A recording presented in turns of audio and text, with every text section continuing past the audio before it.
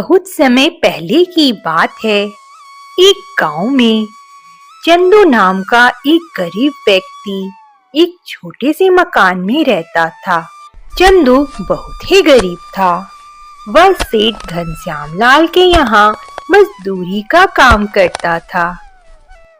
चंदू की पत्नी सुधा गांव के जमींदार मोतीलाल के यहाँ घर की साफ सफाई और बर्तन धोने का काम करती थी।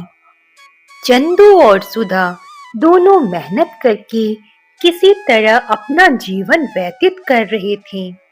उनका एक 5 साल का बेटा था जिसका नाम सोनू था। हर साल की तरह इस बार भी ठंड का मौसम आया, पर धीरे धीरे ठंड का कहर बढ़ता गया। कई दिनों तक धूप भी नहीं निकल रही थी। दिन में सर्द हवाएं चल रही थी। गांव के लोग इस बार के ठंड से बहुत परेशान थे। सुधा, इस बार इतनी कड़ाके की ठंड पड़ रही है कि घर से बाहर निकलने की हिम्मत ही नहीं हो रही है। ठंड के मारे हाथ पैर सिकुड़ रहे हैं, लेकिन काम पे तो जाना ही पड़ेगा, नहीं तो सेठ जी गुस्सा करेंगे और मजदूरी भी काट लेंगे। सुधा, मुझे खाना दे दो, मैं खाकर काम पर चला जाता हूँ। खाना खाकर चंदू काम पर चला जाता है। बेटा सोनू, लो खाना खा लो। तुम्हारी तबीयत भी ठीक नहीं है। मैं काम पर जाऊंगी, तब तुम बाहर खेलने मत जाना। मुझे भी आज देर हो रही है, काम पर जाना है। देर से जाऊंगी काम पर तो जमींदार गुस्सा करेगा। ठीक है माँ, मैं घर पर ही रहूंगा, बाहर नहीं जाऊंगा। तुम मेरी चिंता मत करो, तुम काम पर जाओ माँ। ठीक है बेटा, मैं जा रही हूँ काम पर। तुम घर पर ही रहना और आराम करना। खाना बनाकर रख दिया है, जब भूख लगे तब खा लेना। इतना कहकर सुधा काम पर चली जाती है। सुधा को काम पर देर से आते देख जमींदार मोतीलाल सुधा पर गुस्सा करता है। क्यों रे सुधा, आज तुझे काम पर आने में देर क्यों हो गई? ठीक से काम करना है कि नहीं?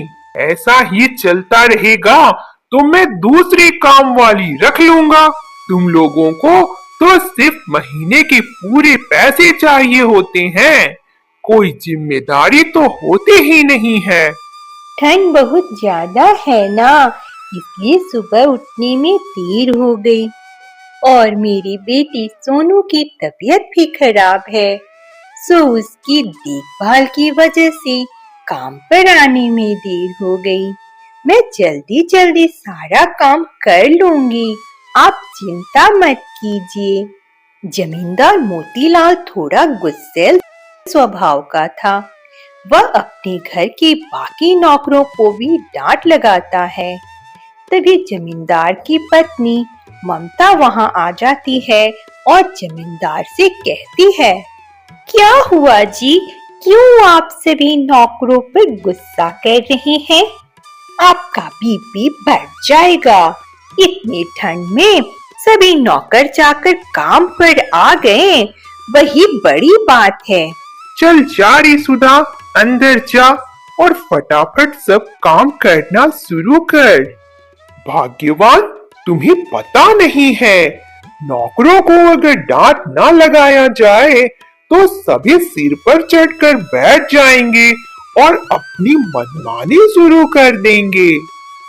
जमींदार मोतीलाल के डांटने से सुधा का मन खिन्न हो जाता है।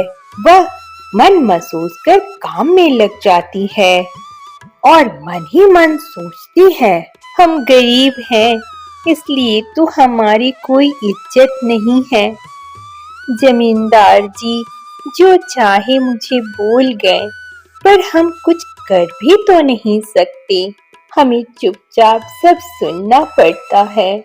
सुधा बहुत दुखी मन से काम करने लग जाती है। जमींदार की पत्नी थोड़ी दयालु थी, सो सुधा ने हिम्मत करके जमींदार की पत्नी ममता से कहती है, मालकिन, ठंड बहुत ज्यादा पड़ रही है और मेरे बेटे सोनू को ओढ़ने के लिए कोई कंबल भी नहीं है। अगर आप एक पुराना कंबल मुझे दे देंगी तो आपकी बहुत मेहरबानी होगी। उसकी तबीयत भी बहुत खराब है मालकिन। जमींदार की पत्नी सुधा को एक पुराना कंबल देती है, जिसे सुधा जमींदार से छुपाते हुए लेकर जाती है कि कहीं कंबल देखकर जमींदार फिर से गुस्सा ना करे। दूसरी तरफ चंदू सेठ घनश्याम लाल के खेत पर काम करते करते ठंड से कांपने लगता है। अरे ओ चंदू, काम चोरी कर रहा है, जल्दी जल्दी हाथ चला। नहीं सेठ जी, ठंड बहुत ज्यादा है ना, इसलिए हाथ कांप रहे हैं। जल्दी जल्दी काम करो सब, नहीं तो किसी को भी पूरी तनख्वाह नहीं मिलेगी। चंदू, तू भी जल्दी जल्दी खेत की खुदाई कर, बीज बोने का समय आ गया है। वो क्या है ना सेठ जी, ठंड बहुत ज्यादा है ना, इसलिए हाथ जम से रहे हैं। आप चिंता ना करें, मैं आज अपना काम पूरा करके ही घर जाऊंगा। हाँ, खुदाई का काम पूरा होगा तभी तुम सभी को मजदूरी मिलेगी, नहीं तो चंदू तुम आज खाली हाथ ही घर जाना। हे सूरज देव, आज तो निकल जाइए, नहीं तो हम गरीब ठंड के मारे मर ही जाएंगे। काम करना भी तो जरूरी है, नहीं तो घर में चूल्हा कैसे जलेगा, खाना कैसे पकेगा। हे भगवान, हम गरीबों पर रहम करो, हम पर दया करो। आज सोचा था घर जल्दी जाऊंगा तो जंगल से कुछ लकड़ियां लेता जाऊंगा अलाव जलाने के लिए। सोनू बेटा भी बीमार है, अलाव जलाने से घर गर्म होता तो मेरे बच्चे को राहत मिलती, पर आज तो सेठ जी जल्दी छुट्टी नहीं देने वाले लगता है। काम करते करते दिन ढलने लगी। चंदू थक कर चूर हो गया था। उसे अपने बेटे सोनू और पत्नी सुधा की चिंता सता रही थी। ठंड अपने चरम सीमा को पार कर दिया था। ठंड से गरीब लोगों की हालत और ज्यादा खराब हो रही थी। अलाव जलाने के लिए सूखी लकड़ियां भी नहीं मिल पा रही थी। गांव का बुजुर्ग हीरा लाल, जो गांव के लोगों को हर मुसीबत से निकलने के लिए कोई न कोई उपाय बताया करता था, इस बार भी गांव के लोगों को चौपाल पर इकट्ठा करके उन्हें कहता है, गांव वालों, इस बार ठंड दिन ब दिन और भी ज्यादा बढ़ती जा रही है। हम लोगों को अलाव जलाने के लिए जंगल जाकर लकड़ियां काट कर लानी पड़ेगी और गांव के हर घर में अलाव जलाने के लिए लकड़ियां देनी होगी। पर चाचा, इतनी ठंड में तो हाथ पैर जम से जा रहे हैं, लकड़ियां काटने कौन जाएगा? पर बेटा, अगर हम ठंड से डर जाएंगे तो कैसे काम चलेगा? हमें एक दूसरे की मदद करनी होगी, तभी हम बच पाएंगे, नहीं तो गांव में अनहोनी हो जाएगी। गांव के लोगों ने हीरालाल की बात को मान लिया। सभी ने फैसला लिया कि गांव के 4-5 लोग लकड़ियां काटने जंगल जाएंगे और कुछ लोग गांव के घरों में अलाव जलाने के लिए मिट्टी और पत्थर इकट्ठा करेंगे। इस बार की ठंड गांव के लोगों के लिए एक बहुत बड़ी मुसीबत बनकर आई थी। इस साल की ठंड आगे और कौन-कौन सी मुसीबत लाने वाली थी, इससे गांव वाले डरे हुए थे।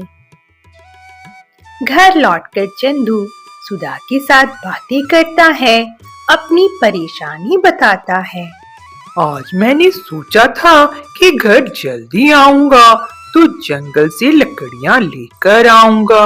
अलाव जलाने के लिए घर पर लकड़ियां भी खत्म हो गई है, पर आज घनश्याम लाल ने इतना गुस्सा किया कि जल्दी छुट्टी लेने की हिम्मत ही नहीं हुई। हाँ जी, आज मुझे भी काम पर जाने में थोड़ी सी देर हो गई, तो जमींदार मुझ पर इतना आग बबूला हो गया कि क्या बोलूं, और बात बात पर काम से निकालने की धमकी भी देता है। हमारी हालत पर उन्हें जरा भी दया नहीं आती। तुम ठीक कहती हो सुधा, मुझे भी सेठ ने मजदूरी ना देने की बात कह रहे थे कि काम पूरा नहीं होगा तो किसी को भी मजदूरी नहीं मिलेगी। अगर हम इनकी बातों को दिल पर लगाएंगे सुधा, तो कैसे काम चलेगा? घर कैसे चलाएंगे हम? पैसे कहाँ से लाएंगे? आज तो सोनू की तबीयत बहुत बिगड़ गई है। बेचारा ठंड से कांप रहा है, तेज बुखार है इसे। मैं मालकिन से डरते डरते एक कंबल मांग कर लाई। डर भी लग रहा था कि क्या पता मालकिन क्या कहेगी। उसे ही सोनू ओढ़कर सोया है। रात होते होते ठंड बहुत ज्यादा बढ़ने लगती है। सोनू की तबीयत भी बिगड़ने लगती है। चंदू और सुधा परेशान हो जाते हैं। उन्हें समझ नहीं आता है कि ठंड से बचने के लिए क्या करे। सुधा कुछ लकड़ियों का टुकड़ा बचाकर रखी थी, उसे लेकर आती है और अलाव जलाती है। ये लकड़ियां तो थोड़ी देर में ही जलकर खत्म हो जाएंगी जी। तुम जाओ कहीं से लकड़ियों का इंतजाम करो। गांव में ही किसी के घर से लकड़ियां मांग कर लेकर आओ। देखो ना, तबीयत बिगड़ती जा रही है। ठीक है, मैं जाता हूँ। रात तो बहुत ज्यादा हो गई है, पर मुझे जंगल ही जाना होगा। इतनी ठंड में कोई भी गांव वाला अपनी लकड़ियां मुझे नहीं देगा। चंदू जंगल की ओर चला जाता है। सुधा उसे जाते हुए एकटक देखती रहती है कि इतनी ठंड में बेचारी चंदू को भी कुछ ना हो जाए। सोनू बेटा, तुम चिंता मत करो, पिताजी गए हैं लकड़ियां लेने, वो जल्दी ही आ जाएंगे, फिर ठंड तुम्हें परेशान नहीं करेगी। सोनू अपनी माँ की तरफ एकटक देखता है और ठंड से कांपते हुए कहता है, मुझे बहुत जोरों से ठंड लग रही है माँ, पिताजी कब आएंगे? मुझे कुछ भी अच्छा नहीं लग रहा है माँ। माँ, मुझे बचा लो माँ। सुधा सोनू से लिपट जाती है और उसे गर्म करने की कोशिश करती है, पर सोनू धीरे धीरे अपनी आंखें बंद कर लेता है। सुधा व्याकुल हो जाती है।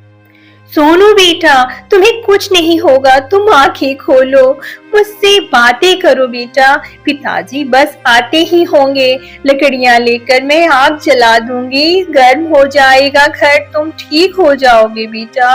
सोनू, सोनू। पर सोनू आंखें नहीं खोलता है। उसका बदन धीरे धीरे ठंडा पड़ने लगता है। सुधा चित्कार कर रोने लगती है। सोनू काल के गाल में चला गया था। ठंड ने एक माँ से उसके बेटे को छीन लिया था।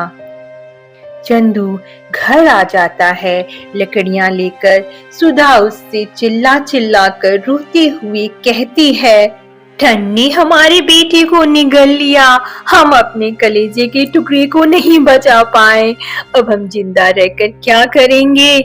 मुझे भी मर जाना है, मुझे भी अब जिंदा नहीं रहना। हे भगवान, ये तुमने क्या किया? मेरे बेटे को मुझसे छीन लिया। अब मैं किसके सहारे जीऊंगी, किसके लिए जीऊंगी भगवान। बेटा सोनू, वो तेरे पिताजी आ गए हैं। हमें छोड़कर मत जा बेटा, हम किसके लिए जिंदा रहेंगे। बेटा देख बेटा, मैं लकड़ियां लेकर आ गया बेटा, अब तुझे ठंड नहीं लगेगी। मुझे छोड़ के मत जाओ बेटा, उठ बेटा, आंखें खोल। चंदू और सुधा दोनों अपनी बेटे से लिपटकर रोते रहते हैं। चंदू और सुधा के रोने से पूरा गांव दहल जाता है। ऐसी दुखद घटना गांव में अब आम बात हो गई थी। ठंड से पूरा गांव रो रहा था। सोनू के चले जाने के बाद सुधा और चंदू बहुत दुखी रहने लगे। चंदू और सुधा ने काम पर जाना बंद कर दिया। सोनू की आवाज से जो घर गूंजा करता था, अब वह सुनसान हो गया था। सुधा सोनू के खिलौने लेकर सोनू को याद करती रहती। सुधा ने खाना पीना तक छोड़ दिया और सोनू को याद कर करके दिन रात रोती रहती। वह दिन ब दिन कमजोर होती गई। सुधा अपने आप को दोषी बताती थी कि अगर मैं सोनू को अच्छे से कंबल में लपेट लेती तो वह गर्म रहता और उसकी प्राण नहीं निकलते। उधर चंदू भी अपने आप को कोसता रहता कि मैं समय पर लकड़ियां ले आता तो आज मेरा बेटा सोनू जिंदा रहता, मेरे साथ रहता। चंदू भी दिन रात रोता रहता और सुधा से कहता, सुधा, मुझे अब जीने की एकदम इच्छा नहीं है। मेरा बेटा मुझे बुला रहा है, मुझे उसके पास जाना है। चंदू ने काम पर जाना छोड़ दिया। धीरे धीरे घर का सारा राशन खत्म हो गया। ना खाना बचा और ना ही उन्हें जीने का कोई सहारा बचा। एक दिन दोनों पति पत्नी ठंड और भूख से मर गए। गांव वालों ने जब उन्हें देखा तो सब अफसोस करने के सिवा और कुछ नहीं कर सके। गरीब परिवार ठंड से ज्यादा परेशान होते हैं क्योंकि उनके पास गर्म कपड़ों की व्यवस्था नहीं होती। हमें गरीबों की मदद ठंड में गर्म कपड़े देकर करनी चाहिए।